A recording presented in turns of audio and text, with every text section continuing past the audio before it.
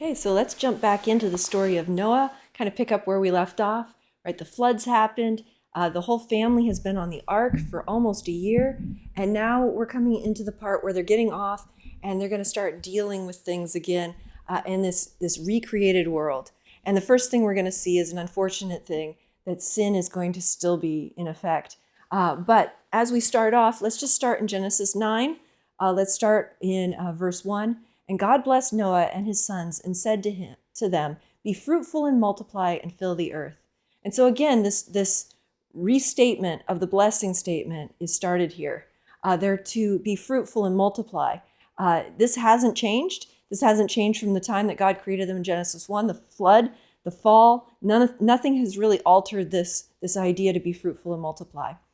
So as we pick up, that is now, again, their same command, to start to deal with living on earth again in a fruitful and blessed way. Again, since the fall, there are going to be things that withstand them and things they're going to have to deal with.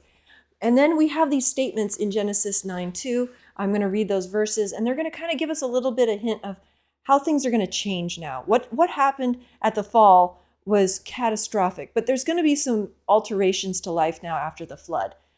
So verse 2 says, the fear of you and the dread of you shall be upon every beast of the earth and upon every bird of the heavens, upon everything that creeps on the ground and all the fish of the sea. Into your hand they are delivered.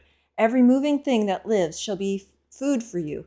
And as I gave you the green plants, I give you everything, but you shall not eat flesh with its life, that is, its blood. Okay, so here things are kind of changing with the way the food's going to be handled. That the food laws or the way they're doing food is going to be changing a little bit. Up until this point, it's possible that they have been vegetarian. It's quite possible. We know in Genesis 1 that they were, that all animals and the people are vegetarian. Could be that they're just, option one is that they could be going from vegetarians to meat eaters. They'd been raising livestock, but that could have been for like milk and wool, or their coats, maybe not for meat. We're not quite sure. Again, that was kind of typical in other areas, and even in eras now, you'll have people who, they don't eat the meat. They mostly use the byproducts, the eggs, the milk, and the wool from the various animals. So there is some chance that is the case. It could be, though, that people start to hunt now. Things that creep on the ground is a particular kind of animal. So possibly they've been eating animals that they were raising like livestock, and now this could just be that they're going to start eating other animals as well.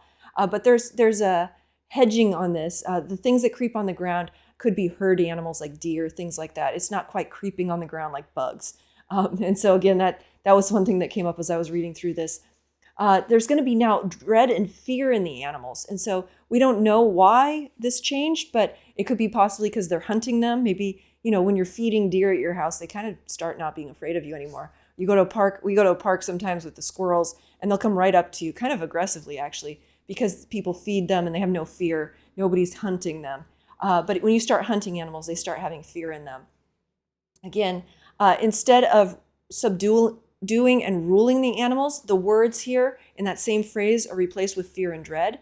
So this is a different way of subduing and ruling. Now they're going to eat the animals, and the animals are going to be afraid of them. And so we just see that some of the blessing is slightly altered. This might also help a little bit with the food problem that was possibly happening. Humans are not going to have to work to subdue the animals. They're just going to have fear. The animals are just going to have fear. So, and then there's some regulation being put in with this, that they're not allowed to eat the blood in the animals. So cooking animals, those kinds of things, making sure the blood's drained out, those kinds of things. This also means that the animals probably couldn't be already dead, like carry on. They needed to be animals they actually killed in the moment, and not something that was dead and rotting that they found in a field. Again, a lot of those are food safety issues that we probably pretty much know about, but this is what's being told to them at this point. Just these are the things that God thinks that they need to know about food. So he's giving the multiplication blessing in the first verse, and then he's going on to tell them how the blessing of food is going to work for them now. And then in verse 5, we move on. And for your lifeblood I will require a reckoning. From every beast I will require it, and from man. From his fellow man I will require a reckoning for the life of man, Whoever sheds the blood of man, by man shall his blood be shed, for God made man in his own image. So more or less, this just says people aren't food. You can eat the animals, but you can't eat each other. It also says that any animal that kills someone it has to be killed. And so that's always been a pretty much standard thing. And we find that that's a real issue, that once an animal starts killing humans, they tend to keep killing humans. It really is crossing a line because people are made in the image of God. And if you do a study on the image of God through Scripture, we see the image of God being mentioned in Genesis 1, but we see it again reiterated here and in other places that this covers believers, unbelievers, people that follow God. Any man that's killed is in the image of God. Now, there's a huge discussion on whether that image was marred, deformed, is not living to its potential, those kinds of things as well. And so, again, it doesn't seem like the image of God is completely lost in the fall. But again, we do see that something it's still really important in human life, no matter if they're following God or not. And so people and animals are not supposed to be infringing on that. So then we have this covenant with Noah that's going to be done here. And so verse 7, and you be fruitful and multiply, increase greatly on the earth and multiply in it. Then God said to Noah and to his sons with him, behold, I establish my covenant with you and your offspring after you, and with every living creature that is with you, the birds, the livestock, and the beasts of the earth with you, as many as came out of the ark. It is for every beast of the earth. I establish my covenant with you, that never again shall all flesh be cut off by the waters of the flood, and never again shall there be a flood to destroy earth. And God said, this is the sign of the covenant that I make between me and you and every living creature that is with you for all future generations. Okay, so this is a major covenant. It's considered the Noah's covenant. We've seen a covenant already. No, this is the first one. So we will see another one with Abraham, and we'll see more with David, and another one as we go on into the new covenant made by Jesus. So again, these covenants happen. This first covenant is a covenant that is made by God directly to man. And so this one, a covenant, just to be clear on what that is not just a legal contract. It's not just a business agreement, although it can be that. This would be more for an ally, probably something even deeper in our time period, and especially in the New Testament when Paul talks about it. The covenants he refers to are marriage and adoption. So making people into family, really deep relational exchange. This isn't just a business contract or business partnership. And so what God's saying to Noah is, I'm making a covenant with you. I'm making a promise to you, and I'm treating you like my family. And so this is a very binding thing. Noah has no stipulations in this covenant. There's no expectation from him. God's doing it completely. And that's not always the case. Sometimes there's two-way covenants. We'll see that actually in Deuteronomy with Moses. The people have to agree verbally back the covenant. We'll see that again in the new covenant in the New Testament. It requires faith and a verbal confession, right? You confess with your mouth that Jesus is Lord in the new covenant. And so we will see those two pieces to covenant typically when it's a two-way covenant that people have to agree with God. But in this case, that's not it. And the sign is obviously only by God in this case. The people don't have to interact with the sign in this case. The covenant is tied directly to the blessing of food and provision and multiplication. So these are things that God's been doing and blessing people with from the beginning. There's never going to be another flood. God's just not going to do it that way. The next judgment will be total and complete at the end of the ages. So again, this section really parallels Genesis 2, the blessing statements. It's covering the food provisions. It's covering the reproduction issues and blessings. And then again, God is not going to uncreate. So then we need to know what this sign of the covenant is in this case. And it says in verse 13, I have set my bow in the cloud, and it shall be a sign of the covenant between me and the earth. When I bring clouds over the earth, and the bow is seen in the clouds, I will remember my covenant that is between me and you and every living creature of all flesh. And the water shall never again become a flood to destroy all flesh. When the bow is in the clouds, I will see it and remember the everlasting covenant between God and every living creature of all flesh that is on earth. And God said to Noah, this is the sign of the covenant that I've established between me and all flesh that's on earth. Okay, so this bow in the sky is a rainbow. And so again, the covenant's made by God. He's the one providing this sign. In other covenants, we'll see signs like circumcision, which requires human interaction. and participation. But here, there's no requirement of that. And this doesn't necessarily mean this is the first rainbow ever. I know that's what the cartoon stories of Noah say. Again, it could be, but it's just saying that now the rainbow has meaning and significance attached to it. Circumcision as well probably predated Abrahamic covenant. It was just saying in this moment that that thing is now going to be associated with this covenant as something that everyone in it's going to do. And so a rainbow, every time they look at the sky during rain, they can remember the promise that God is not going to bring a worldwide flood again and kill everything on earth. So again, that's a huge promise, right? We still have localized floods. It's something I actually used to study as part of my research. And huge amounts of rain, over 3 feet in a day in some areas, which just, I live in more of a desert area, so that just seems crazy. But it is possible for the clouds to let out that heavy still, and it's not the kind of flood that we're talking about, right? This is localized flooding doesn't take out every animal and every person. And so really what Noah is being promised is that judgment over the whole earth is not going to happen again. Okay. And the rainbow is a beautiful symbol of that, and it was attached to this covenant of promise. So then we get into Noah's genealogy. And again, this is important just because genealogies are going to keep getting added because it's showing that the blessing of reproduction, the blessing of multiplication is working. That even as harsh as the world is and as hard as food production continues to be, they are being successful at having children and seeing that multiplication. And so we see that Noah, the sons of Noah who went forth from the ark are Shem, Ham, and Japheth. Ham was the father of Canaan. These were the 3 sons of Noah, and from these people of the whole earth were dispersed. So basically, they restarted, and they're doing what they're supposed to by multiplying. Okay, and then we come into verse 20. It says, Noah began to be a man of the soil, and he planted a vineyard. He drank of the wine and became drunk and lay uncovered in his tent. And Ham, the father of Canaan, saw the nakedness of his father and told his 2 brothers outside. Then Shem and Japheth took a garment, laid it on both their shoulders, and walked backwards and covered the nakedness of their father. Their faces were turned backwards, and they did not see their father's nakedness.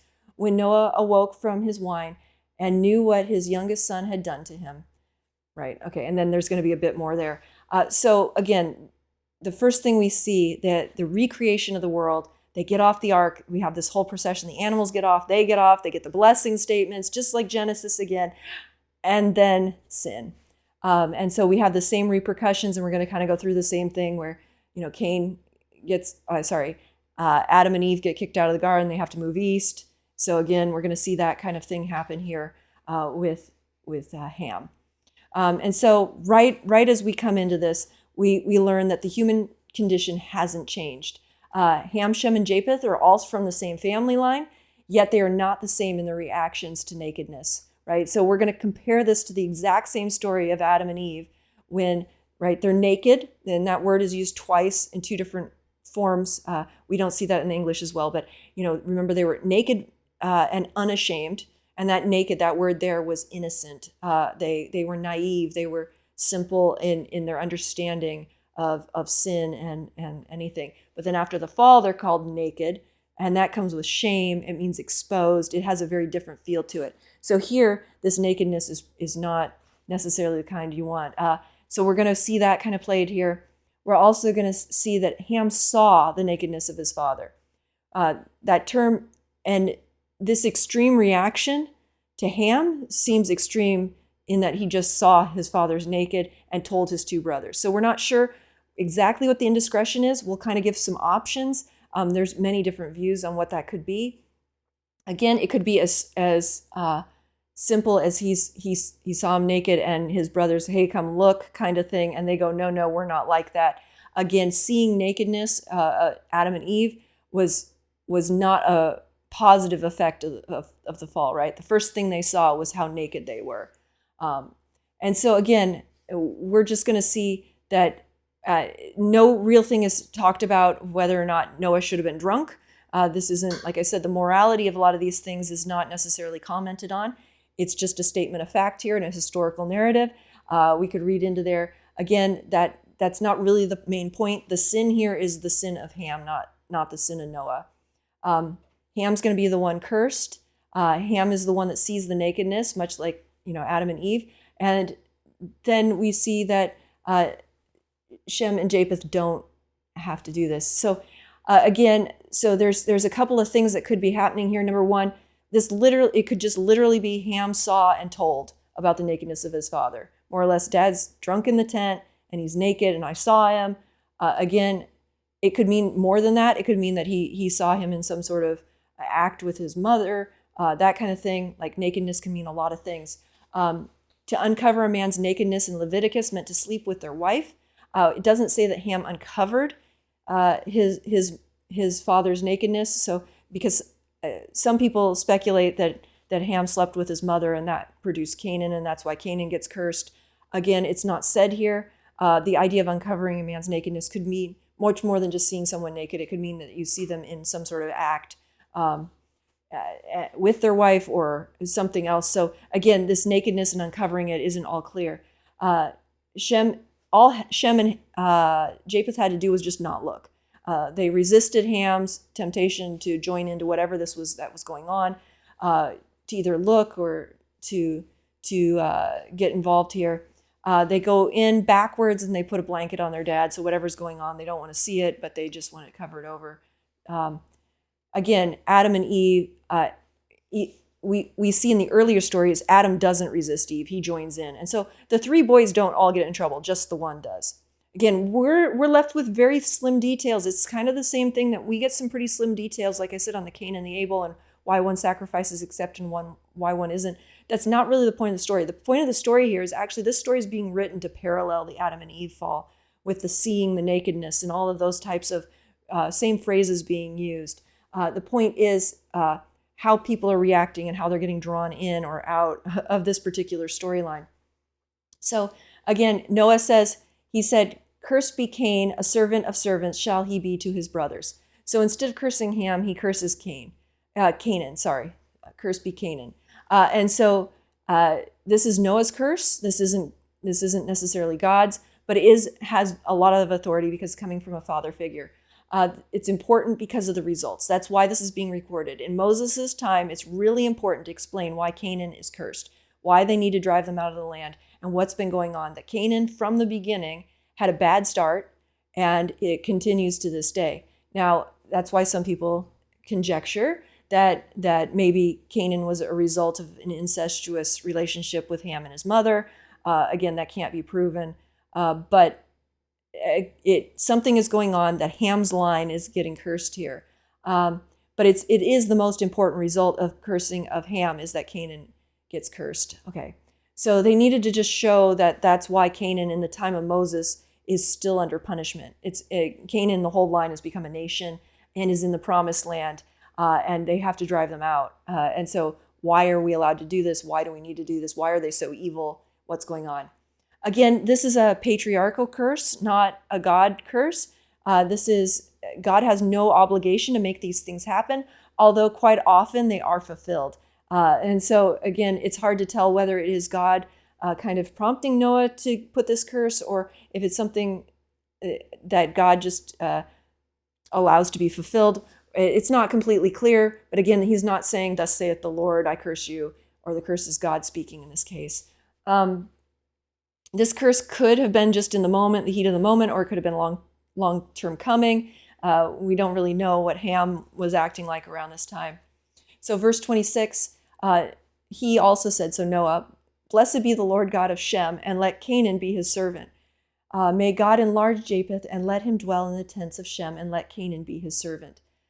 So here, Noah is kind of setting up the family hierarchy. He's saying that Canaan is going to be a slave, more or less the people group, to Shem, and that Japheth is going to not be like a servant or a slave to Shem, but he's going to be kind of under him in a certain sense and dwell in the tents of Shem.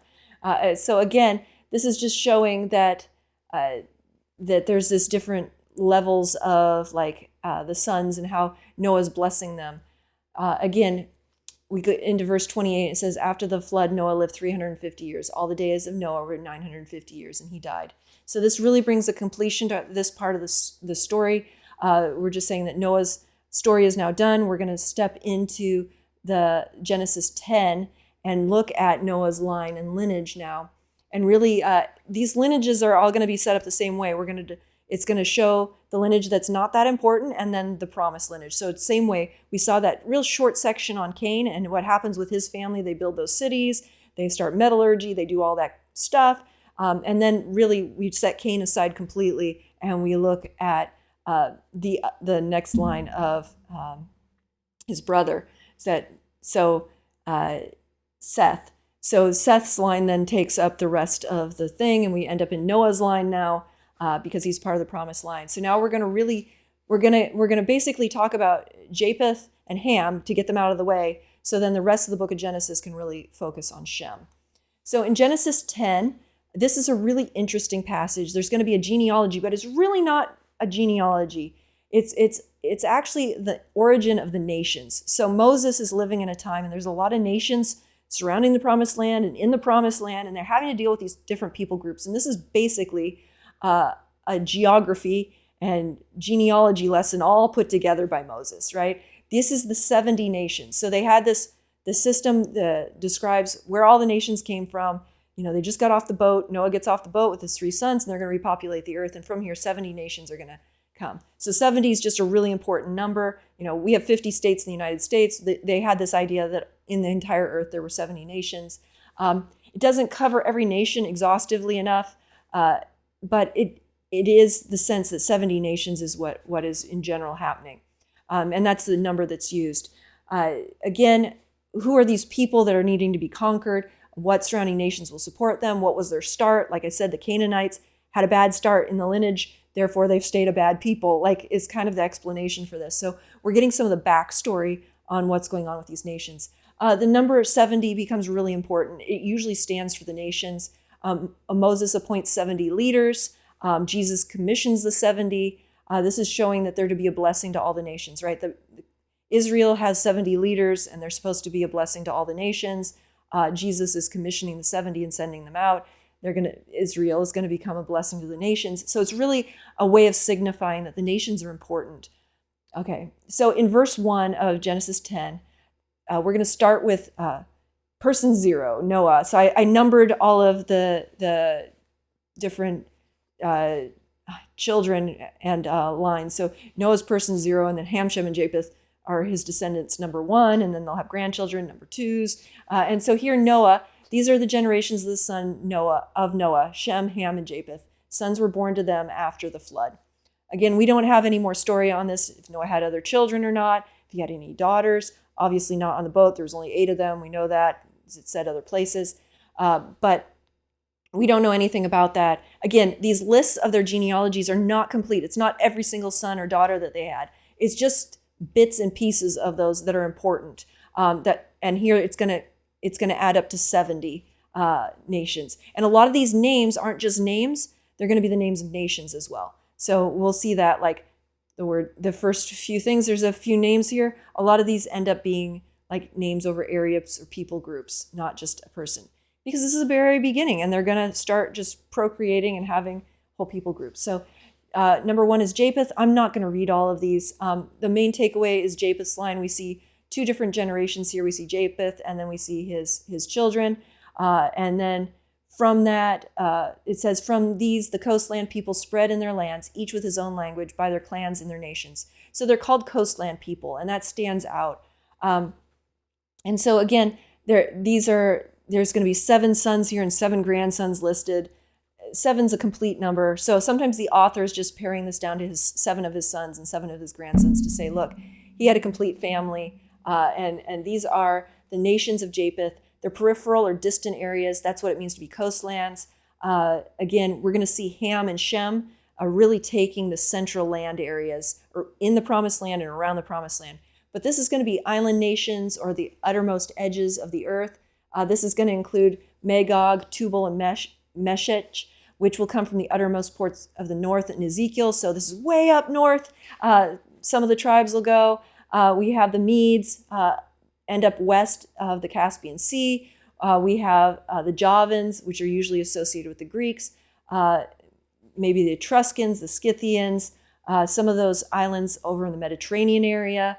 And so this people group of Japheth really spread out to the far edges. of their known area. And so again, God's universal kingdom is going to include all these nations. That's the point. So we've just covered Japheth. He's now a side category. We're not really going to discuss him much more. And his nations will, like I said, come back in Ezekiel and some of the wars there, things like that. When we have these people groups from far out come in and cause things. But really, we're going to look at Ham's line, which is the problem. And we're going to look at Shem, which is the promise. And so we kind of always have these two lines being contrasted, right? Cain and Seth. Remember, we saw Enoch and Lamech being kind of juxtaposed against each other. Now we're going to have the same thing with Ham and Shem's line. So Ham's line, there's his sons and his grandsons and some great-grandsons listed here. I'm not going to get into all of this. Just Nimrod stands out. As he was the first on earth to be a mighty man. He was a mighty hunter before the Lord. Therefore it said, like Nimrod, a mighty hunter before the Lord. The beginning of his kingdom was Babel, Erech, Akkad, and Kelnan in the land of Shinar. And from the land he went to Assyria and built Nineveh and a couple other places and these great cities. So we see this character Nimrod coming from the line of Ham. And he is starting Babel, which we'll get to the Tower of Babel. It's not a good thing. He also is that Babel is another word for Babylon. Again, Babylon will be not a good city. And also Assyria, which is a little interesting because Assyria is actually part of the land that Shem's people are going to be in. And so there's some overlap here between Ham and Shem's groups and tribes. So the nations aren't always clear cut. So I'll make that sure that we have that. Again, Nimrod is this mighty hunter. He's considered the first mighty man. That probably means he was a king of a significant area. He was probably the king of Babylon and has a large amount of people under him as his rulership. He also builds Assyria. So he's a major ruler of the day. He's founding these cities again. So Babylon and Assyria are also going to play major roles in the Old Testament during the exiles. At one point, Assyria comes in and starts off one set of exiles and takes everybody captive, the 10 tribes, and then Babylon's going to come in and take captive the other 2 tribes about 100 years later. And so both of those nations are going to be used to enforce an exile and a captivity when the people of Israel get in a lot of trouble. So they're not real positive nations at all. And so again, where did they come from? And all of that is kind of what's going on. Again, we're assuming Moses is the writer of this. And in his time period, it's really important to talk about these nations that surround the Promised Land. So this political leader, Nimrod, is probably not a positive character if he is building Babylon. Okay, so again, the geography, and most of the time Ham's line is just referred to by Canaan as his son. Canaan, the geography of that is the whole Promised Land. So Ham's people, a lot of them go into the Promised Land. Some go off to the east of Babylon and Assyria, and they take over these areas. Again, the Canaanites are described as wicked and are to be removed from the land. They have a bad start, and they're now in the land where Shem is supposed to have his line be, which we'll find out in the time of Abraham. The Philistines and the Cretans are linked with Egypt in that area. So a lot of Ham's line also heads down into Africa. And so we'll see this whole eastern area and the whole southern area kind of be part of Ham's land and his tribal areas. Those are associated with Ethiopians, Africa, Egyptians. The main thing here is that Ham, and I'm going to put this throughout the notes every time we talk about Egypt, Ham is the father of Egypt. Many of the patriarchs will come and go out of Egypt. Egypt isn't always a bad place. Sometimes it's kind of a protector place, right? We'll see that throughout different famines and things. They go flee to Egypt during the time of Joseph. Jesus actually ends up in Egypt for his early childhood when there's heavy persecution in Israel. So again, we'll see Egypt kind of as this place that is positive and negative, right? The pharaohs sometimes harden their hearts, but at other times it's kind of this protector area. Again, that's the line of Ham. Okay, so we come to the close of that, and we step into Shem's line now. So we've had Japheth, we covered them, they're that external coastal area. Then we come into Ham and the Canaanites, and they kind of take over the Promised Land, plus they build Babylon and Assyria, so not the best start. And then we come to Shem, and Shem is going to be the Promised Line. This is where we're going to get Abraham. This is where we're going to have the rest of the book of Genesis come from. So now that we've got those other two brothers out of the way, let's talk about the brother we wanted to get to, right? Shem. And Shem, they're going to not just give 2 or 3 generations of the genealogy. You're going to get all 8. And that's actually going to be filled out to 10 at some point. So 9 or 10. And so Shem has all of these different things. And then we stop a few times in his genealogy, like at number 5 for Peleg. For in his day the earth was divided, and his brother's name was Joktan. Then Peleg and Joktan are 2 brothers, and they're 5th generation of Shem's line. And we're going to see them contrasted for a moment because they take very different directions. Again, we usually see this. We'll see Shem and Ham's lines kind of contrasted here. And then we really get into Shem's line. One's the blessed line, one's the cursed line by Noah. And then we have also within the genealogy of Shem, then there will also be these contrasts. So the number of these nations have already been. There's some merging in geography overlap with Ham and Shem. It really shouldn't be that. It should be more likely that Shem would have had started Assyria, but we know from this text that Ham's line does. And so just because of where the geography is, again, specifically, Peleg is described because he's going to produce Abraham. Eber is also in the line. Eber probably is the word where they get Hebrew from. So a few generations before Abraham, Eber had a number of people. And so all of those children and lines would be considered Hebrews. But Abraham's going to pick up that title in particular of being a Hebrew. Again, Eber has these 2 sons, these 2 lines that come from him that are both Hebrew, most likely Peleg and Joktan.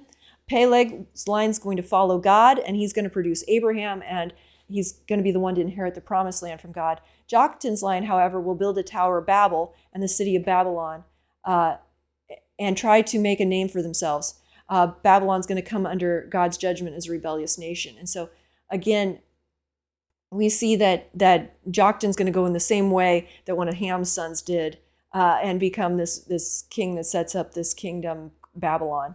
And Joktan is the father of many of the Arab nations, and he doesn't follow the Lord. And then we see in Peleg's day that the earth is going to be divided. And that doesn't mean geographically, but it means that people can be divided. And this can just be talking about what happens as Joktan and the Tower of Babel get built, that the languages are divided and the people get spread out. And so, again, as we step into the story of the Tower of Babel, that's going to become more clear. So again, we're just going to end this section with verse 32. These are the clans of the sons of Noah, according to their genealogies in the nations. And from these, the nations spread abroad on the earth after the flood. So Noah's done what he was supposed to. He's multiplied. And he has now 70 nations that are starting.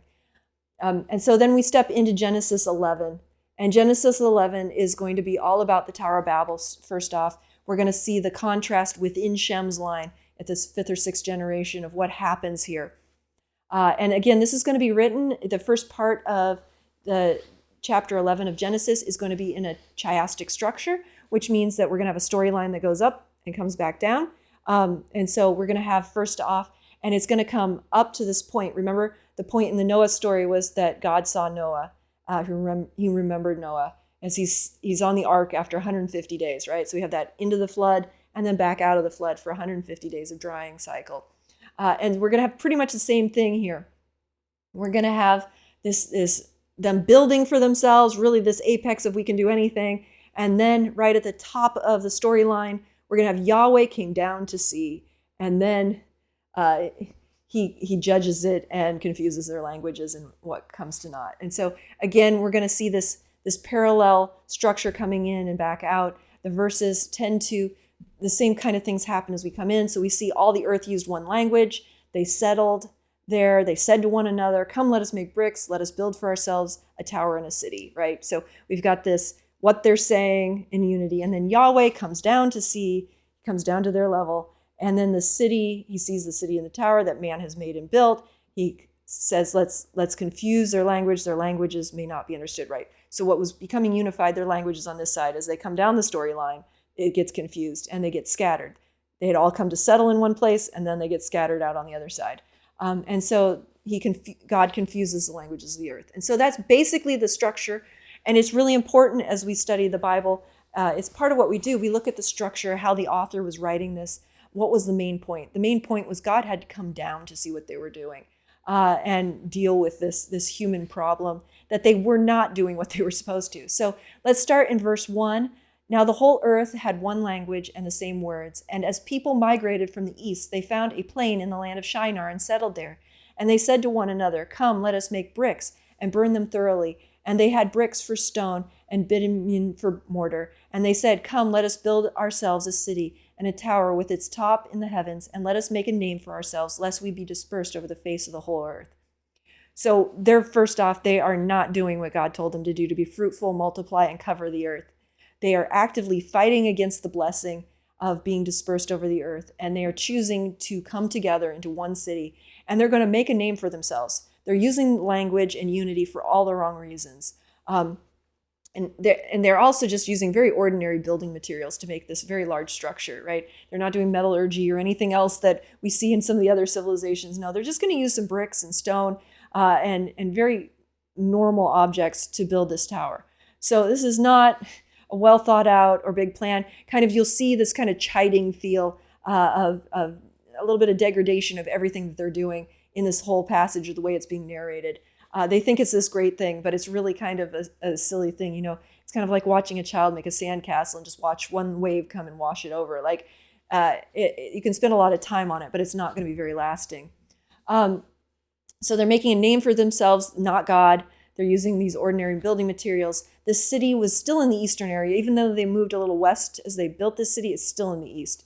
The east is never a good thing, right? This is going to be over and over again. The east is where people go when they're kind of stepping away from God. So Babylon, the Tower of Babel, is all kind of put together with this idea. So Babylon is going to come to symbolize a godless society full of pretension, persecutions, pleasures, sins, and superstitions throughout the Bible. And this is its start. It starts with, one of Ham's sons, and now, or grandsons, and now it's going to continue on. It's going to be doomed eventually in the book of Revelation. It's just really everything that God doesn't want a city to be.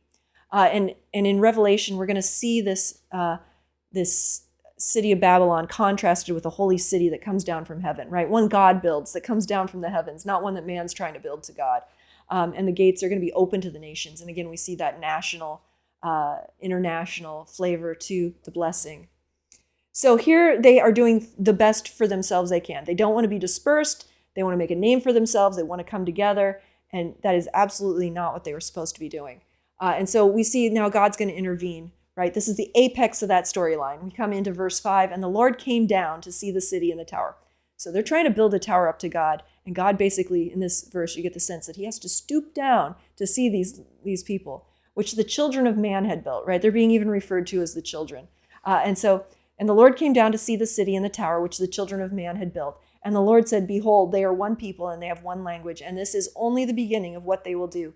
And nothing that they propose to do now be impossible for them. Come, let us go down and confuse their language, so that they may not understand one another's speech." So the Lord dispersed them from there over the face of all the earth, and they left off building the city. Therefore, its name was called Babel, because the Lord confused the language of the earth, and from there the Lord dispersed them over the face of all the earth. So God had told them, be fruitful, multiply, and fill the earth. He basically comes down and goes, the only way this is going to happen is if they can't talk to one another and make these plans that are so boastful. And we get these words where God's coming down, he's stooping down. You get this sense that he has to come low to even see what's going on. And I think the author's really doing that on purpose to show how small their plans really are. They have this grand tower that they think has made it to the heavens. And God's like, oh, I still have to stoop all the way down just to see this and to deal with this. And so, again, as they're doing this, they're still far below God. And they're doing it in collective unity and peace. So God's getting involved in a situation that maybe in modern times we would think, okay, usually if a nation is in unity and peace, we're pretty happy with that. But God's saying, unified apostasy is still not a good plan. Being rebellious against God, trying to do it their own way, put their name on something, is never the way that a nation's supposed to be functioning. They're operating in a value system of self-exaltation and self-blessing. And so this single language is not doing them any favors. So God says, I'm going to just mix up their languages. And then we see this restored then in the New Covenant in the New Testament, that tongues are given at Pentecost that bring unity of languages and understanding. It is the high praises of God that get spoken, not the high praises of man. And so again, we just see this coming out in the New Testament, that there's this reversal of what happened at Babel as Jesus comes and pours out his Spirit.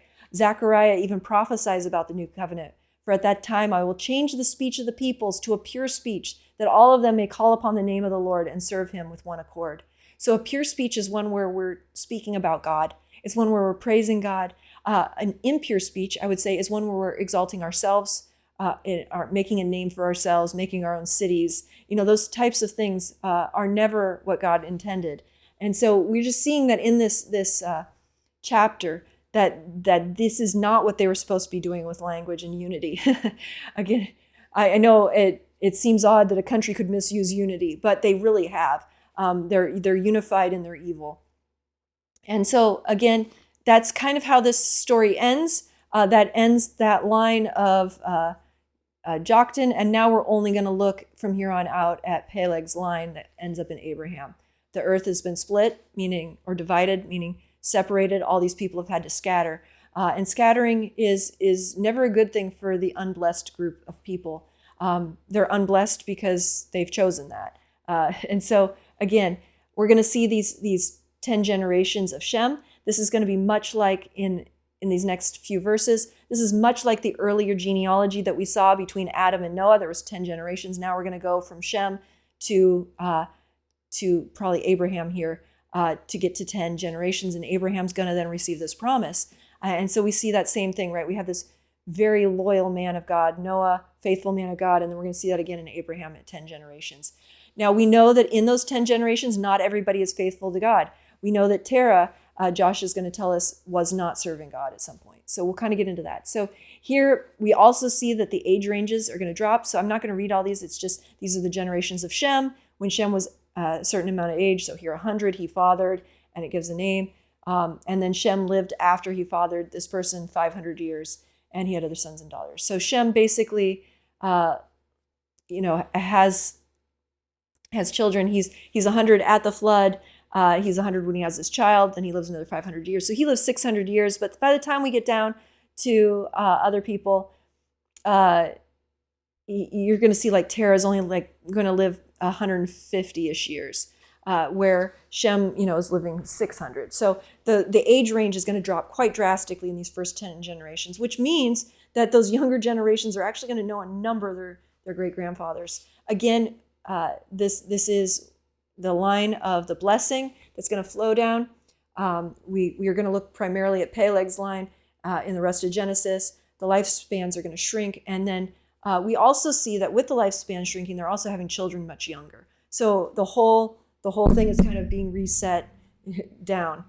And then we get into this last part. Once we get through Shem's 10 lines, we get down to Terah, and we're going to kind of stop the story and have a little bit of narration around Terah, because Terah is Abraham's father. And there's some things that go on there. They're important. Now, these are the generations of Terah in verse 27. Terah fathered Abraham, Nahor, and Haran. And Haran fathered Lot. And Haran died in the presence of his father Terah in the land of his kindred in Ur of the Chaldeans. And Abraham and Nahor took wives. The name of Abraham's wife is Sarai, and the name of Nahor's wife is Milcah, and the daughter of Haran, the father of Milcah and Iscah. Now Sarai was barren. She had no children. So again, this is just describing Terah's family group. He's going to have 3 sons, Abraham, Nahor, and Haran. And they're going to become important because we're going to continually see them dip back into this family line for wives. Rebecca, Isaac's wife, is going to come from this family line. We're going to see that Rachel and Leah come from this, right? So Lot is Haran's son, and we see that Haran dies young. He dies in the presence of his father before they move out of Ur.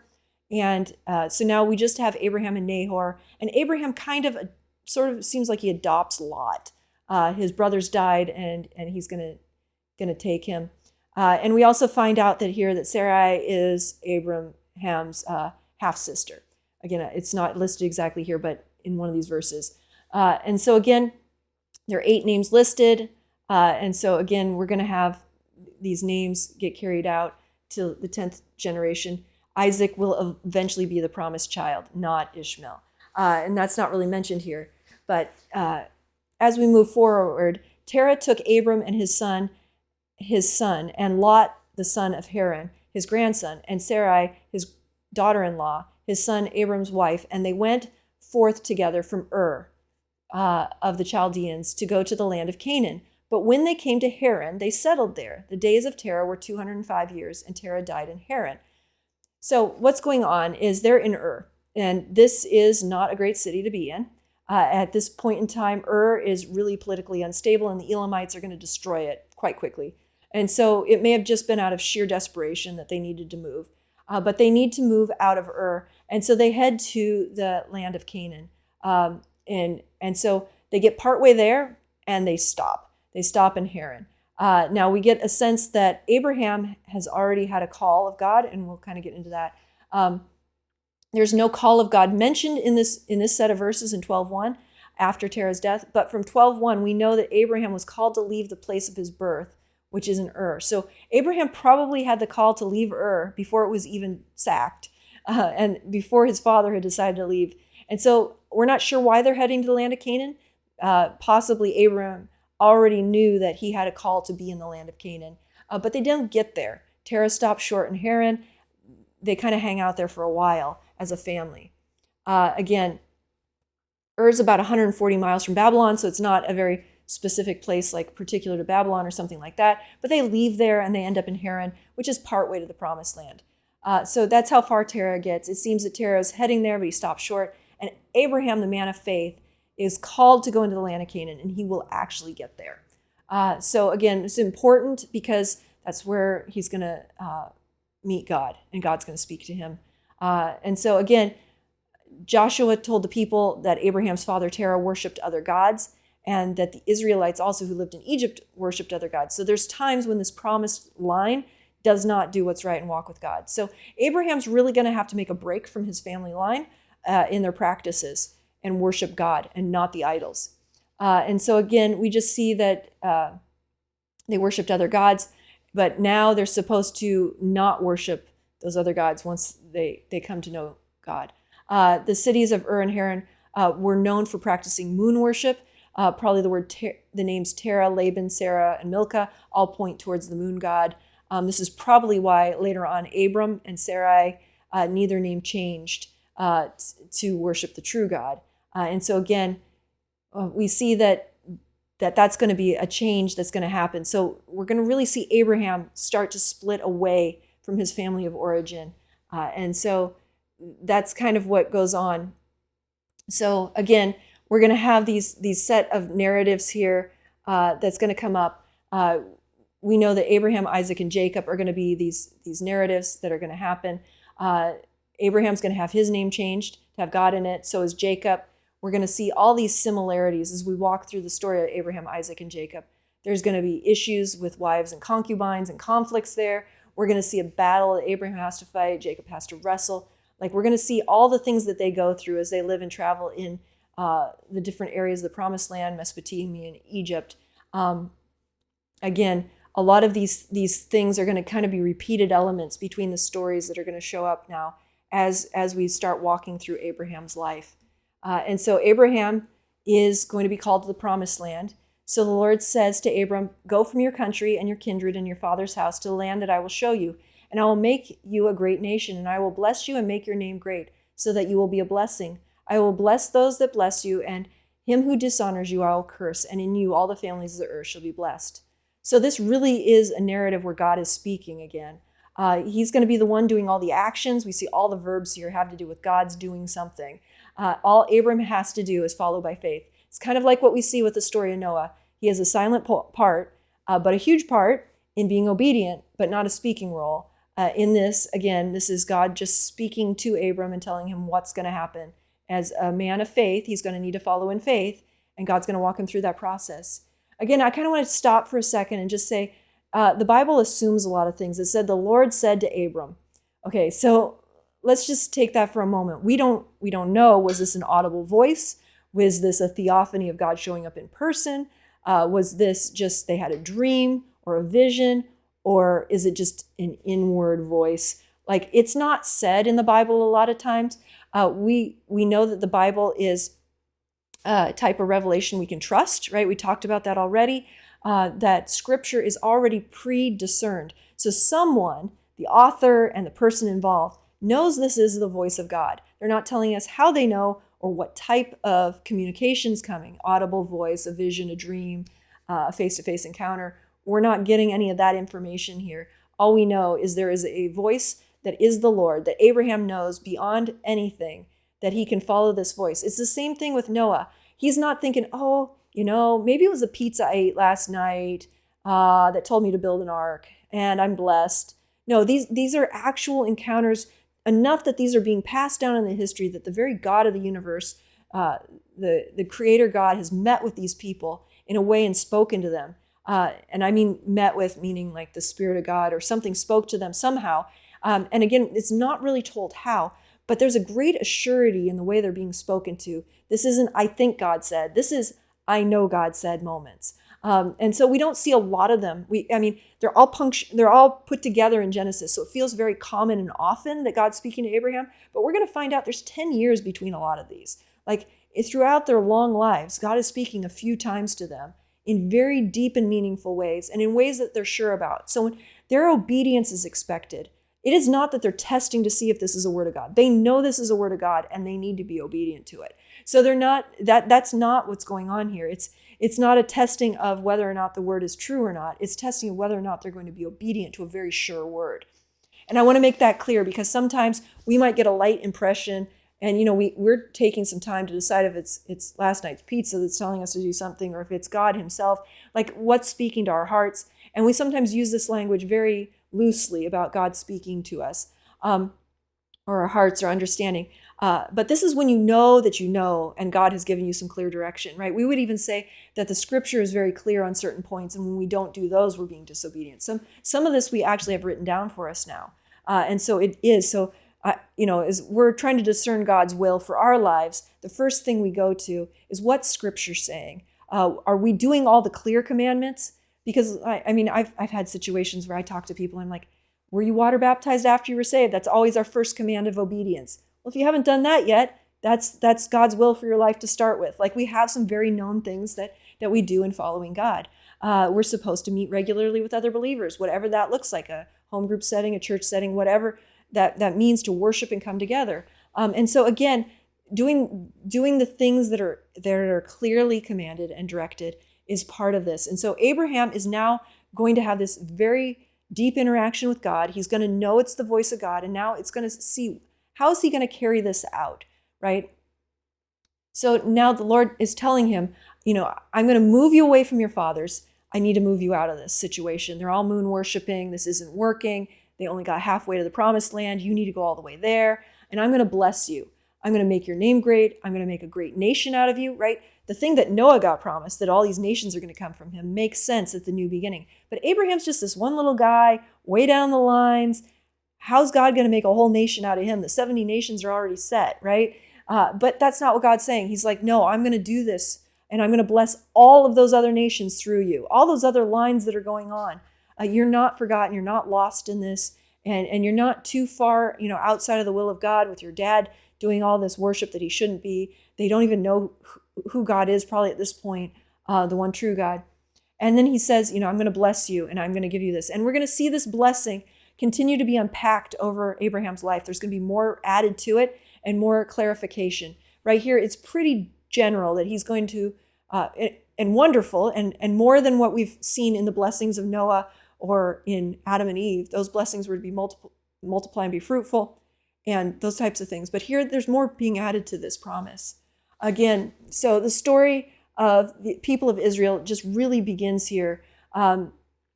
It's going to be him who leaves Mesopotamia and heads west and south to make a new life for himself and his family. This is the typical journey, right, that they're going to have to do, and they're going to have to go and live in this new place. This is a new change of lifestyle, and he and Sarah are going to found this new nation. They're going to, I don't know if you've ever had these moments with God where you hear this big thing. You're going to go and you start a church or do this mission or do this thing. and you go, oh, I'm going to go just do it right now. So he packs up, he takes his wife there. They're going to start this new nation, and they get there, and it's filled with people already living there that are worshiping other gods. Wait, this isn't what I thought. It's hard. Actually, we'll find out right away. There's famine, there's drought, there's issues, there's war that comes in at one point, and disrupts Lot's family. Those types of things start happening. So this is not going to be an easy thing. It's not going to be, oh, just walk into the land, I'm just going to hand it to you. Actually, Abraham never owns more than just a burial plot in the whole land. He moves around as a nomadic person, and it's going to be hundreds of years later before they actually occupy the promised land and rule from there with a king, or even with judges. So again, this is a wonderful blessing, but blessings also come with processes. They don't happen immediately, and they take a life of faithfulness to even get to the point where Abraham has one son. And, that's his great nation. That's the start of his great nation. And that one son's going to have two sons. So multiplication here is going to be very slow. And so in Abraham's lifetime, he's not going to see all this stuff happen. He's going to actually live this out by faith, that just having one son, he's going to have a few other sons, but this one son is going to be enough to make this nation.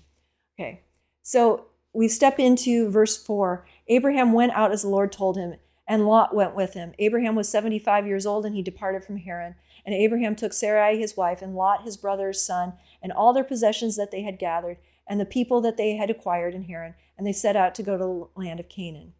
Okay, so Abraham gets this promise. He's about age 75, and he's going to set out. And we know that the promise isn't going to come about for 25 years. Isaac isn't even going to be born. It's going to be a threefold promise of land, offspring, and blessing. And we're going to see that over and over, and we'll probably unpack different parts of those. He's going to get the promised land, he's going to have an offspring, and then he's going to be a blessing to the whole world. He needs to leave his country, his kindred, and his father's house to follow God. He has to leave these old ways of thinking and mindsets behind, right? How many of us understand that? You get saved, and there's some friends, there's some people, there's some ways that even your family interacts that you have to leave behind. You have to be like, I'm not going to do those things anymore. That's not the right sphere. I can be an influence to them, but I can't be a part of their culture in the same way. Abraham has waited probably until after his father's died at this point, from what we get from the ages and things. And he takes his nephew Lot, who's also died, and so he's kind of fathering Lot. And we'll find out later that Lot wasn't maybe the best travel partner. He chooses the east, indicating the old family patterns. And so Abraham leaves Laban, his brother, behind. He's going to stay there.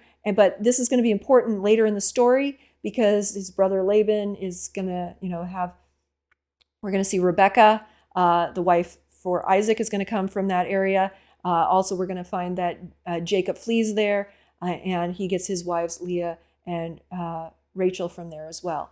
And so the family line that's being left behind is still going to come up through the story as we go. But we know that Laban does not leave his idols. He actually raises Rachel in idolatry. She steals the idols right as they're leaving with Jacob. And so we see that Laban's household does not break from the idolatry. So what this is doing is, by Abraham leaving, he's leaving that family system of idolatry and moon worship. And that's going to be very important for how he's going to be able to carry out this promise. And so let's just stop there with him leaving. He's being faithful. And then we'll talk about what he does once he comes to the promised land in the next hour.